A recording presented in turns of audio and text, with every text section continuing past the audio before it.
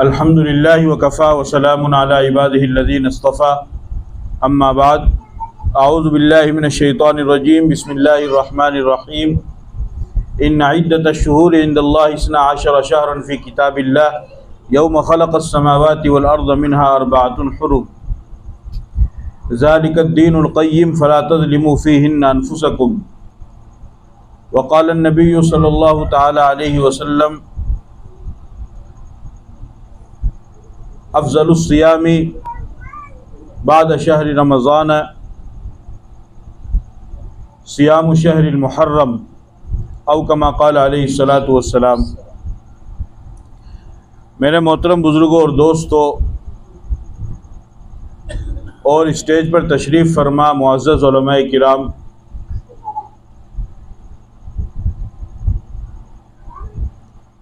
ये महीना मुहर्रमुल हराम का महीना इस्लामी साल का पहला महीना है और इस महीने की आज़मत और वक़ात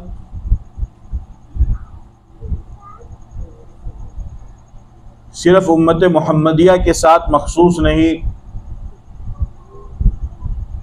बल्कि पहली उम्मतों में, साबका उम्मतों में, माजी में जो शरीयतें गुजरी है उन शरीयतों में और उन उम्मतों में भी माह मुहर्रमुल हराम इंतहाई पाकीज़ा, बावक़ार, बाअज़मत महीना रहा है। कुरान करीम में अल्लाह रब्बुल इज़्ज़त ने इसको बयान फरमाया इन्ना इद्दतश-शुहूरि इंदल्लाहि इस्ना अशरा शहरन फ़ी किताबिल्लाहि यौम ख़लक़स समावाति वल अर्ज़ मिन्हा अर्बअतुन हुरुम, कि अल्लाह के यहाँ महीनों की तादाद 12 है। इससे मालूम हुआ कि महीनों के 12 होने की जो तादाद है वो इब्तिदा ही से है, अव्वल ही से है। खुद कुरान में अल्लाह ने फरमाया यौम ख़लक़स समावाति वल अर्ज़ मिन्हा, जिस दिन से ज़मीन और आसमान को अल्लाह ताला ने बनाया है उसी दिन से अल्लाह ताला ने अपना ये निज़ाम बनाया है कि अल्लाह ताला ने ज़मीन और आसमान की पैदाइश से ही महीनों की तादाद 12 मुकर्रर फरमाई और आगे फरमाया मिन्हा अर्बअतुन हुरुम, उनमें से 4 महीने काबिल एहतराम हैं। इससे यह भी मालूम हुआ कि इब्तिदाए दिन से ही तख्लीक़ अर्ज़ व समा के वक्त से ही, ज़मीन और आसमान की पैदाइश के वक्त से ही, जिस तरह अल्लाह के यहाँ, अल्लाह की नज़र में, अल्लाह के नज़दीक महीनों की तादाद 12 रही और है, उसी तरीके से इब्तिदा ही से, अव्वल ही से 4 महीने अल्लाह की नज़र में काबिल एहतराम रहे और है। दोनों बातें इस आयत में साफ तौर पर, वाज़ेह तौर पर बयान फरमा दी गई है। एक तो महीने की तादाद का 12 होना और दूसरे उन 12 महीनों में से 4 महीने का काबिल एहतराम होना। वो 4 महीने कौन से हैं? हदीस के अंदर आता है, नबी पाक सल्लल्लाहु अलैहि वसल्लम ने इरशाद फरमाया मिन्हा अर्बअतुन हुरुम, उनमें से 4 महीने अशहुर हुरुम के हैं। फरमाया सलासुन मुतवालियातुन ज़ुल्क़अदति व ज़ुल्हिज्जति वल मुहर्रम व रजब मुज़र अल्लज़ी बैन जुमादा व शाबान। फरमाया कि 4 महीने जो अल्लाह की नज़र में काबिल एहतराम हैं, उनमें से 3 महीने तो लगातार हैं, ज़िक़ादा, ज़िलहिज्जा और मुहर्रम। ज़िक़ादा 11वां महीना, ज़िलहिज्जा 12वां महीना और मुहर्रम पहला महीना। और चौथा आपने फरमाया कि रजब का महीना जो जिमादी सानी और शाबान के दरमियान में आता है। तो कुरान करीम की इस आयत इन्ना इद्दत शुहूर इंदल्लाहि इस्ना अशर शहरन फी किताबिल्लाह यौम खलक़स समावाति वल अर्द मिन्हा अर्बअतुन हुरुम से 2 बातें वाज़ेह हो गई। एक तो ये कि महीनों की तादाद इब्तिदाई दिन से ही अल्लाह के नज़दीक 12 है, और दूसरे ये 4 महीने यानी ज़िक़ादा, ज़िलहिज्जा, मुहर्रम और रजब, ये 4 महीने इब्तिदा ही से अल्लाह के नज़दीक काबिल एहतराम भी है। इनमें मुहर्रम भी शामिल है। लेकिन हुआ क्या, इस आयत की तफसीर में हज़रत मौलाना मुफ्ती शफी साहब उस्मानी रहमतुल्लाह अलैह फरमाते हैं कि ज़माने जाहिलियत में लोगों ने इसमें गड़बड़ी कर दी, और वो इस तरीके से की कि जैसा कि मैंने आपके सामने जिक्र किया कि ये महीने इब्तिदाई ज़माने से ही काबिल एहतराम है। हर उम्मत में, हर शरीयत में इन महीनों को एहतराम की निगाह से देखा गया है। यहाँ तक कि ज़माने जाहिलियत में भी ये महीने काबिल एहतराम थे, और इस कदर काबिल एहतराम थे कि अगर ज़माने जाहिलियत में भी उनके दरमियान जंग चला करती थी और इन 4 महीनों में से कोई सा महीना आ जाता तो वो अपनी जंग को रोक दिया करते थे कि भाई अब ये वो महीने आ गए हैं कि जिनका एहतराम इब्तिदाई ज़माने से ही चला हुआ आ रहा है, लिहाजा हम आपसी कत्ल व क़िताल, खून खराबा और जंग को बंद कर देते हैं एहतराम की वजह से। लेकिन ज़माने जाहिलियत में फिर लोगों ने इसमें गड़बड़ी कर दी। गड़बड़ी क्या की, 2 तरह से उन्होंने तब्दीली कर दी। एक तो यह किया कि जैसे उनके दरमियान जंग चल रही है और जंग चलते हुए मिसाल के तौर पर ज़िक़ादा का महीना आ गया, तो चूंकि ज़िक़ादा का महीना वो भी काबिल एहतराम है, या रजब का महीना आ गया वो भी काबिल एहतराम है।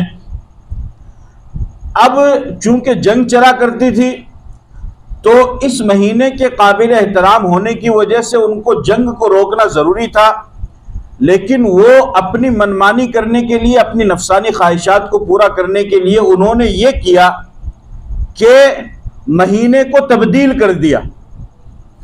यानी जैसे जिमादी सानी के बाद रजब का महीना आएगा, रजब का महीना काबिल एहतराम है, उनकी जंग चल रही है, तो वो ये कहने लगे कि भाई ये जो जिमादी सानी के बाद अब जो महीना आ रहा है ये रजब का महीना नहीं बल्कि शाबान का महीना है। इस तरीके से 1 महीना और जंग करते थे और कहते थे कि शाबान के बाद अगला महीना बजाय रमजान के रजब का आएगा।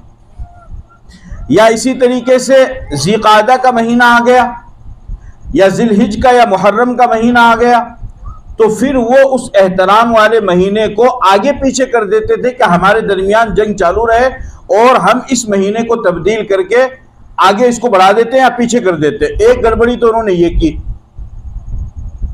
या फिर वो ये करते थे कि उनके जंग के दरमियान अगर ये महीना आ जाता काबिल एहतराम, इनमें से कोई सा भी महीना, तो वो कहते कि भाई इस साल ये जो साल है ये बजाय 12 महीने के 14 महीना का होगा।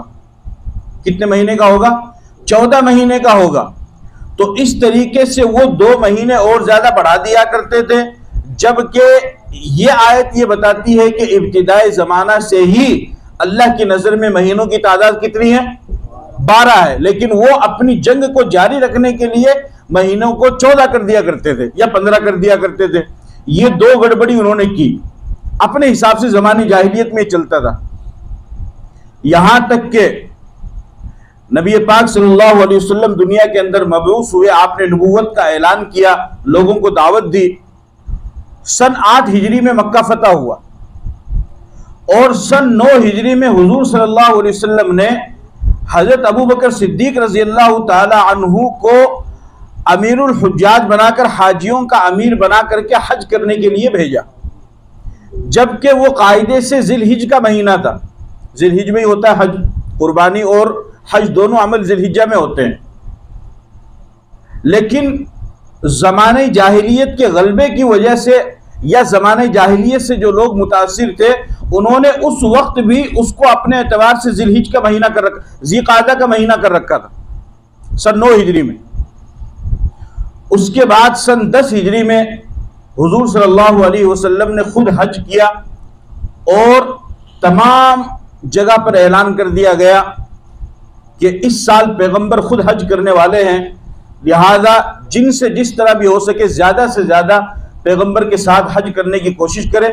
इसलिए कि इस्लामी जितने भी अहकामात थे, नबी अपने हर अमल को, हुक्म को दावत के साथ जोड़ता है, क्योंकि वो बताता है।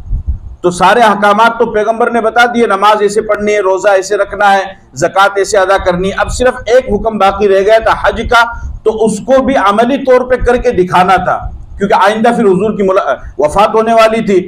तो फिर 1.25 लाख सहाबाए किराम का मजमा जमा हुआ और 1.25 लाख सहाबाए किराम के साथ में आप अलैहिस्सलातु वस्सलाम ने हज किया। उसको आखिरी हज कहा जाता है, पहला हज भी कह सकते हैं और आखिरी भी, इसलिए कि उसके बाद फिर आपकी वफात हो गई थी। उस हज के अंदर आपने मिना में एक खुतबा दिया जिसको खुतबा हज्जतुल विदा कहा जाता है। बहुत जबरदस्त खुतबा दिया, यानी बयान किया। 23 साल के पूरे निचोड़ को आपने बयान कर दिया। और खुतबा हज्जतुल विदा इतना जबरदस्त खुतबा है कि हमारे उस्ताद मोहतरम, जिनसे हमने मुस्लिम शरीफ पढ़ी, हदीस की किताब है, अल्लामा कमरुज़्ज़मा साहब दारुल उलूम देवबंद में, वो फरमाते थे कि आज जितने भी दुनिया के अंदर बड़े बड़े स्कॉलर हैं या खतीब है या लेक्चरार है जो तकरीर करते हैं, बयान करते हैं, लेक्चर देते हैं, भाषण देते हैं, उनको अगर कम वक्त में मवाद को इकट्ठा करना हो तो वो सब के सब कहीं ना कहीं किसी ना किसी भी जरिए से पैगंबर के उस खुतबे हुज्जतुल विदा का एक मर्तबा जरूर मुताला करते हैं। इसलिए कि आपने उसमें पूरे निचोड़ को बयान कर दिया। और इतनी अजीब बात कि दुनिया के अंदर जो भी आया उसने ये कहा और उसके बारे में ये कहा गया कि अगर वो थोड़े साल और भी जिंदा रहता तो और भी ज्यादा काम करता, चाहे दीनी एतबार से हो या दुनियावी एतबार से हो। दीनी एतबार से बड़े आलिम दीन थे, अगर चंद साल और जिंदा रहते तो ना जाने उनका इल्मी फैज कितना पहुंचता और ना जाने हजारों की तादाद में उनके शागिर्द होते, वगैरह वगैरह। दुनियावी एतबार से आदमी हो, अगर वो चंद साल और जिंदा रहता तो पूरा माहौल सुधर जाता, वगैरह वगैरह। इस तरीके से, जैसा कि हजरत उमर के वाक़ये में मैंने आपको बताया था कि यहूदी खुद इस बात को मानते हैं कि अगर चंद साल हजरत उमर और जिंदा रहते तो पूरी दुनिया में इस्लाम फतह हो चुका होता, इस्लाम के झंडे लहराए जा चुके होते। पूरी दुनिया के अंदर तारीख इंसानी में पहला शख्स ऐसा गुजरा है कि जिसको अल्लाह ने जो काम दिया उसने वो काम पूरा किया, और पूरा किया नहीं बल्कि लोगों से बाकायदा शहादत दिलवाई कि मैंने वो काम पूरा किया या नहीं किया। और वो है मेरे और आपके पैगंबर जनाब मोहम्मद रसूलुल्लाह सल्लल्लाहु अलैहि वसल्लम, कि आपने खुतबा हज्जतुल विदा के मौके पर तमाम सहाबा को बैक जबान होकर के फरमाया, हल बल्लगतु, ये बताओ कि जो दीन और जो रिसालत और जो शरीयत अल्लाह ने मुझे देकर के भेजा था मैंने तुम्हें पहुंचाया या नहीं पहुंचाया। तमाम सहाबा ने बैक जबान कहा, बल्लगत या रसूल अल्लाह, कि अल्लाह के रसूल आपने सिर्फ पहुंचाया नहीं बल्कि पहुंचाने का हक अदा कर दिया, क्योंकि हुक्म था अल्लाह की तरफ से, या यो रसूल बल्लिग मा उनज़िल इलैका मिन रब्बिक व इन लम तफ़अल फमा बल्लगत रिसालता वल्लाहु यासिमुका मिनन नास, कि जो अल्लाह ने आपके ऊपर नाजिल किया है लोगों के पास जाकर उसकी तबलीग कीजिए, उसको पहुंचाइए। अगर आप ऐसा नहीं करेंगे तो आपने रिसालत के हक को अदा नहीं किया। दुश्मनों की परवाह मत कीजिए, अल्लाह लोगों से आपकी हिफाजत करेगा। तो तमाम सहाबा ने कहा। तो अल्लाह के नबी सल्लल्लाहु अलैहि वसल्लम ने जब तमाम सहाबा ने शहादत दे दी तो हमारे उस्ताद मोहतरम मुफ्ती सईद अहमद साहब पालनपुरी रहमतुल्लाह अलैह ने इशारा करके बताया, वो मैं आपको बताता हूँ, आप भी मेरी तरफ देखो, कि आप अलैहिस्सलातु वस्सलाम ने यूं उंगली से आसमान की तरफ इशारा किया 3 मरतबा, अल्लाहुम्मा शहद, अल्लाहुम्मा शहद, अल्लाहुम्मा शहद, कि अल्लाह जिस शरीयत और दीन को तूने मुझे दे करके भेजा था मैंने इन तक पहुंचा दिया है, और ये तमाम सहाबा यहां पर जमा होकर के इस बात की गवाही दे रहे हैं, ए अल्लाह तू भी इस पर गवाह रहना। यानी तिश्नगी बाकी नहीं रह गई, आपने पहुंचा दिया, जो हक था वो पहुंचा दिया। इसीलिए तो बिदअत हराम है ना। बिदअत हराम क्यों है?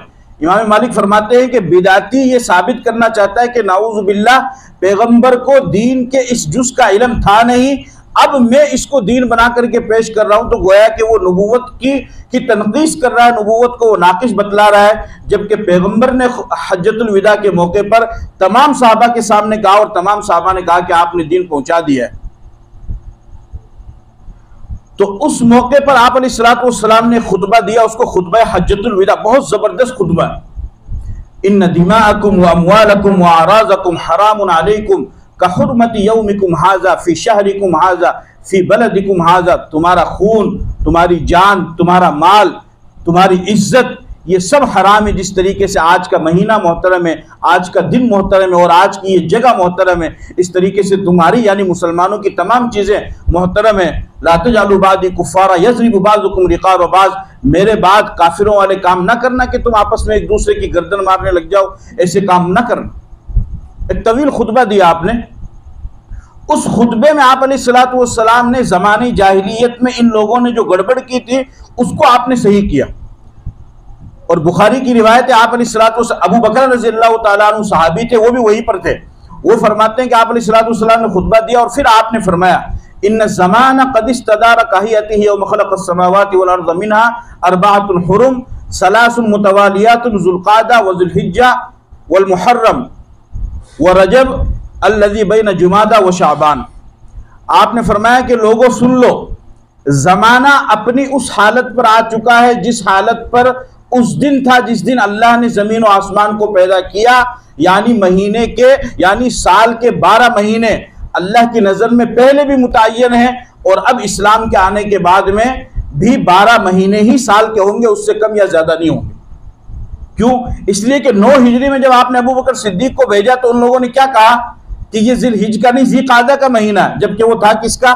ज़िलहिज का महीना था। लेकिन उन्होंने आपस में गड़बड़ कर दी थी, तो आपने उसकी नफ़ी फरमाई और फरमाया कि ये गलत है, अल्लाह ने जो मुतय्यन किया है वही महीने चलेंगे, साल के 12 महीने हैं और तरतीबवार हैं, मुहर्रम, सफ़र, रबीउल अव्वल, रबीउल सानी, जिमादिल अव्वल, जिमादिल सानी, रजब, शाबान, रमज़ान, शव्वाल, ज़िलक़ादा, ज़िलहिज्जा, ये 12 महीने हैं और ये इसी तरतीब से चलेंगे।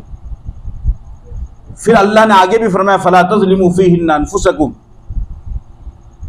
और एक जगह अल्लाह ने यह भी फरमाया इन्नमन नसीउ ज़ियादतुन फ़िल कुफ़्र युज़ल्लु बिहिल्लज़ीना कफ़रू आमन युहिल्लूनहु आमन व युहर्रिमूनहु आमा, कि लोग गड़बड़ कर देते हैं, किसी महीने को हलाल कर लेते हैं, किसी को हराम कर लेते हैं, किसी को अपनी तरफ से कम या ज़्यादा कर देते हैं। तो ये कोई मामूली गलती नहीं थी, बहुत बड़ी गलती थी। इस वजह से अल्लाह ताला ने कुरान में इसकी इस्लाह फरमाई और पैगम्बर ने खुतबा हज्जतुल विदा में इसको बयान फरमाया। तो इससे यह मालूम हुआ कि मुहर्रम का महीना काबिल एहतराम महीना है, बहुत ही काबिल एहतराम महीना है। ये बात याद रखिए कि मुहर्रम के महीने में 10 तारीख को नवासे रसूल हज़रत हुसैन रज़ियल्लाहु ताला अन्हु की शहादत हुई। तो आज बहुत सारे मुसलमानों का ये जहन बना हुआ है कि हज़रत हुसैन की शहादत की वजह से मुहर्रम का महीना काबिल एहतराम है। ऐसा बिल्कुल नहीं है, बल्कि हज़रत हुसैन की खुशकिस्मती है कि उनको मुहर्रम के महीने में, और वो भी आशुरा के दिन यानी मुहर्रम की 10 तारीख को शहादत मिल गई। हज़रत हुसैन की शहादत की वजह से मुहर्रम की फजीलत नहीं है।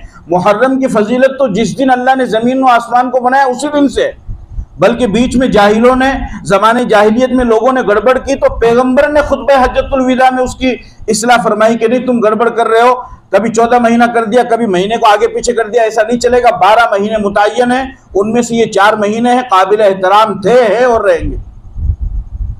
तो इसको भी आप याद रखिए। इसलिए इस महीने में इबादत करना बहुत ही ज्यादा सवाब का काम होता है।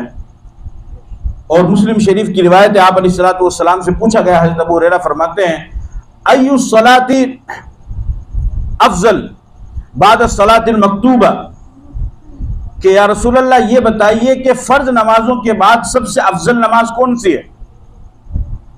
और दूसरा सवाल किया गया व अय्यु सियामी अफजल बाद सियामी शहरिल्लाह, कि अल्लाह के महीने यानी रमजान के महीने के बाद कौन से महीने के रोजे ज्यादा काबिल एहतराम हैं, किसका सवाब ज्यादा है।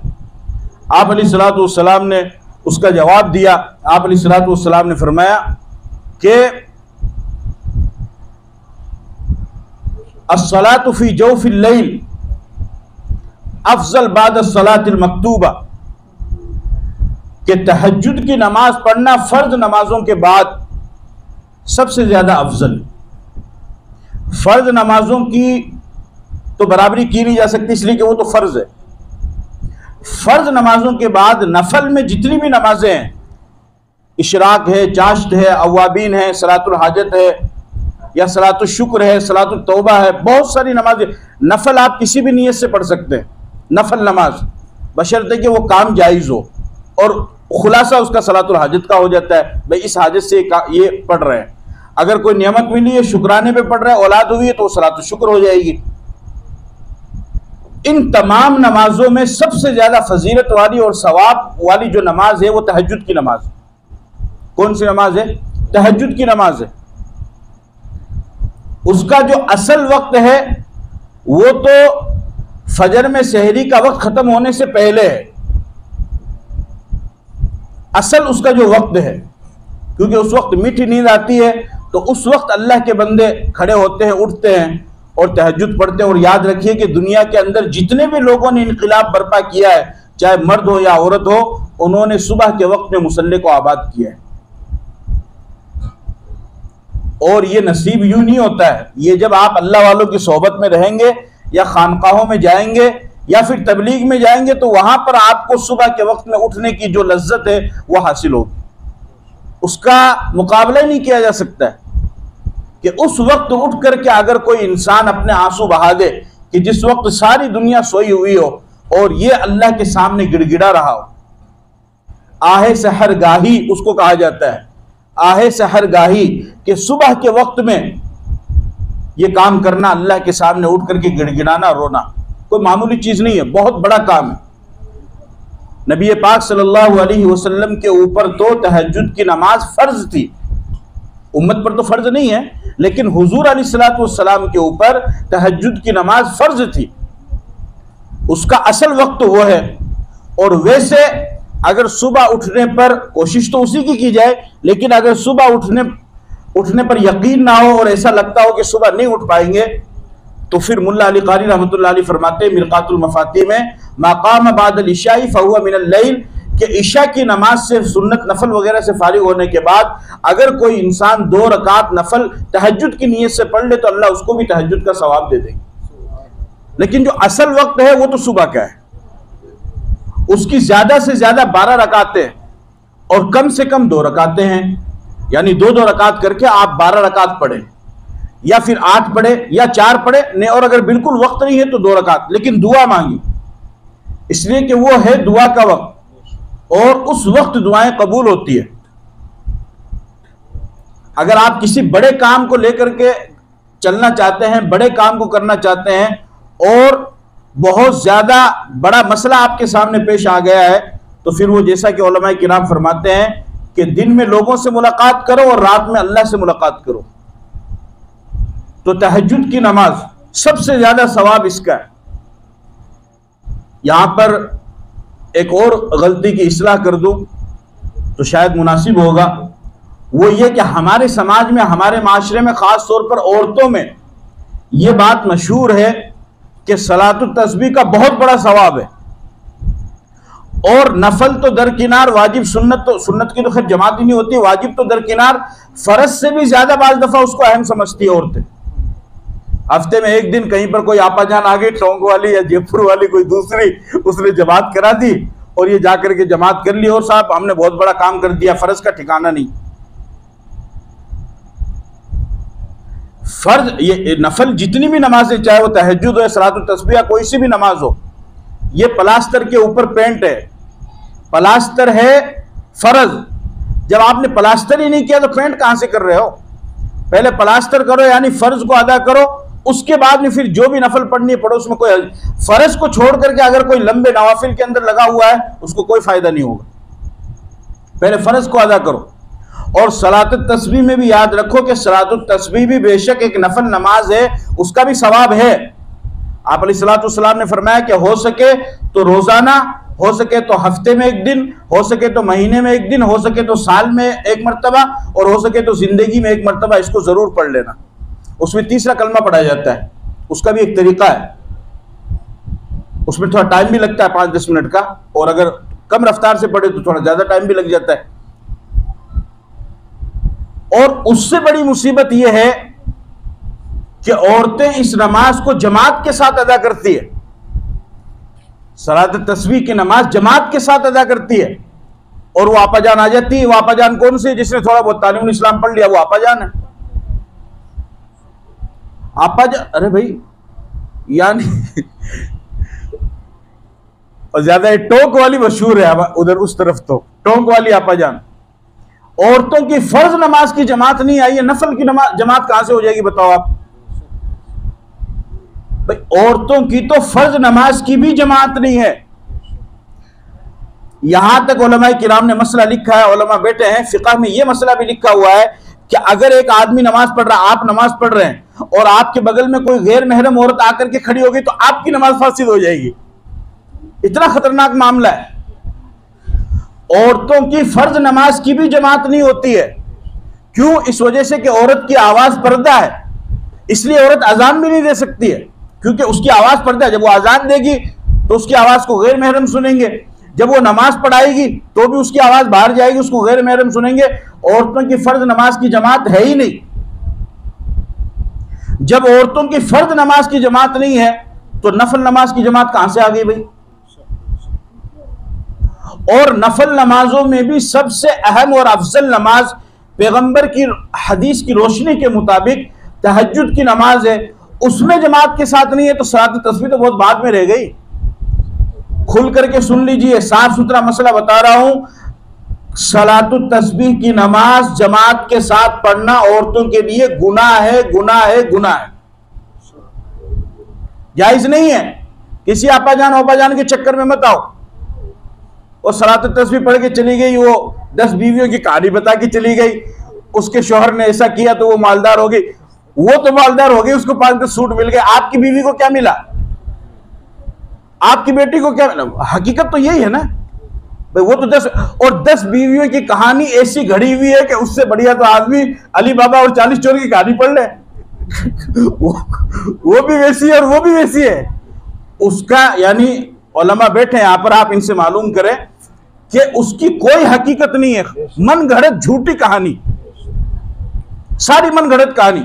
लेकिन भाई वो औरतें जमा हो जाती और जहन ऐसा बनाया हुआ है। वो एक लड्डू आता है, कौन सा, मेथी वाला लड्डू, वो लेकर आओ और कुछ सूट लेकर आओ, कुछ ये लेकर आओ। यानी किसी की अगर मदद करनी करो, मैं उसमें आपको मना नहीं कर रहा, वो आपाजान हो या कोई गरीब औरत हो, कोई भी हो, लेकिन ये गलत तरीके से ये मुनासिब नहीं है, ये बिल्कुल भी मुनासिब नहीं है। इसको समझने की जरूरत है। इसलिए कभी भी अपने यहां कोई कितनी ही बड़ी आपाजान क्यों ना आ जाए और वो एक बात और कहेगी, बोले बेहश्ती ज़ेवर में लिखा हुआ है, अब आप खामोश हो जाओगे। बेहश्ती ज़ेवर में भी कहीं नहीं लिखा हुआ है। कोई कितनी ही बड़ी आपाजान आ जाए, अपने यहां पर सलात तस्बीह की नमाज जमात के साथ मत होने देना। सिवाय गुनाह के आप कुछ भी नहीं करेंगे। हाँ, सलात तस्बीह पढ़नी है, अकेली औरत पढ़े, मना कौन कर रहा है? रोजाना पढ़ो, अच्छी बात है, सवाब का काम है, लेकिन जमात के साथ। अच्छा, आप एक बात और याद रखना, जिन लोगों को जिन औरतों को सलात तस्बीह की आदत लगी, उनका फर्ज का ठिकाना नहीं है, इसलिए कि उसके फजाइल इतने बता दिए कि फर्ज तो बेचारा पीछे रह गया। अब वो हफ्ते में एक दिन पढ़ लेगी। मौलवी साहब थानवेरा सलात तस्बीह पढ़ गया है, मैं आपाजान पढ़ाओ, सलात तस्बीह की जमात कराओ। हाजी साहब अगर सलात तस्बीह की जमात हो, हाजी साहब भी खुश कि मेरे घर में 10-15 औरतें। अरे हाजी के बंदे, ये तो पूछ रहे थे जायज है या नहीं है। अल्लाह के बंदे, ये तो मालूम कर लेता किसी आलिम से कि जायज भी है या नहीं है। समझ गए आप हज़रात, समझ गए? सलात तस्बीह की नमाज औरतों के लिए जमात के साथ, किसके साथ में? जमात के साथ जायज नहीं है। अकेली पढ़े इनफिरादी तौर पे, उसमें कोई हर्ज नहीं। क्यों? इसलिए कि औरत की आवाज पर्दा है। और अबू दाऊद शरीफ की रिवायत है कि औरत जितना छुप करके नमाज पढ़ेगी उसको उतना ही सवाब मिलेगा। एक औरत यहां पढ़े नमाज, उसको सवाब मिलेगा। एक उस बरामदे के अंदर पढ़े, उसको उससे ज्यादा सवाब मिलेगा। रूम के अंदर पढ़े, उससे ज्यादा सवाब मिलेगा। और अंदर जाकर के अगर कोई औरत पढ़े, तो अबू दाऊद शरीफ की रिवायत है, पैगंबर ने फरमाया कि जितनी छुप करके औरत नमाज पढ़ेगी उसको अल्लाह उतना ही सवाब देगा। मर्दों के लिए है कि जमात के साथ वो मस्जिद में पढ़े, समझ गए ना। हाँ, तो जो सबसे अफजल नमाज है वो कौन सी नमाज है? वो तहज्जुद की नमाज है, फर्ज नमाजों के बाद में। और चूंकि ये सलात तस्बीह का भी चलता है, इसलिए मैंने आपको बता दिया, तो इसका ख्याल रखना। और किसी के भी बहकावे में मत आना। अपने घर में अगर जायज काम नहीं होने दे रहे हो तो नाजायज काम भी मत होने दो, और दीन के काम पर तो, दीन के नाम पर तो बिल्कुल भी मत होने दो। दीन के नाम पर तो बिल्कुल भी मत होने दो। बहुत अहम बात की तरफ मैं आपको तवज्जो, एक चला हुआ एक माहौल बना हुआ है और बस वो उसी के पीछे लोग चल रहे हैं। दूसरा, आप अलैहिस्सलातु वस्सलाम से सवाल किया गया अय्युस्सियामी अफजल, के रमजान के महीने के बाद कौन से महीने के रोजे काबिल एहतराम है, फजीलत वाले, सवाब वाले? आप अलैहिस्सलातु वस्सलाम ने फरमाया अफजलुस्सियामी बादा शहरी रमजान शहरी मुहर्रम। आपने फरमाया कि रमजान के महीने के बाद मुहर्रमुल हराम के महीने के रोजे सबसे ज्यादा अफजल और बाइस सवाब और बाइस फजीलत है। तो मुहर्रमुल हराम के महीने में इबादत करना, ताअत करना, और इसी तरीके से सदका खैरात करना, और इसी तरीके से रोजे रखना, खास तौर पर 9 तारीख और 10 तारीख को उसकी भी फजीलत है आशूरा की। उसको अगर इंशाल्लाह मौका रहा तो मैं कल बताऊंगा। लेकिन यह है कि इस पूरे महीने के अंदर सिर्फ 10 दिन का मसला नहीं है, बल्कि पूरे महीने के अंदर ज्यादा से ज्यादा इबादत करना ये अल्लाह ताला को बहुत ज्यादा पसंद है। और इसकी सबसे बड़ी दलील ये है कि रमजान के महीने के रोजे जब फर्ज नहीं हुए थे, तो फिर ये मुहर्रम के महीने के रोजे ही शरीयत पर फर्ज थे, उम्मत पर फर्ज थे। फिर जब रमजान के महीने के रोजे फर्ज हुए तो फिर मुहर्रम के महीने के रोजों की फर्जियत को तर्क कर दिया गया। इस वजह से मुहर्रमुल हराम के महीने की अहमियत को समझे, अजमत को समझे, और ज्यादा से ज्यादा अपने आप को ताअत में और नेक अमाल में लगाएं। और जो बातें आपको बताई हैं उन बातों को समझने की कोशिश करें, मसाइल उलमा से पूछ करके फिर उसके मुताबिक अमल करें, ताकि आप सही दीन का सही काम कर सकें। और ये जो माशरे में एक गलत रस्म और रिवाज चल पड़ा है कि सलात तस्बीह जमात के साथ कराई जाती है, अपने घर में भी रोको, अपने पड़ोसियों में भी रोको, और अपने आसपास वालों में भी रोको कि औरत की नमाज जमात के साथ में जायज़ नहीं है, फर्ज की नहीं है तो नफल की तो और भी नहीं है। अल्लाह ताला मुझे और आपको अमल की तौफीक अता फरमाए। व आखिरु दावाना अल्हम्दुलिल्लाहि रब्बिल आलमीन।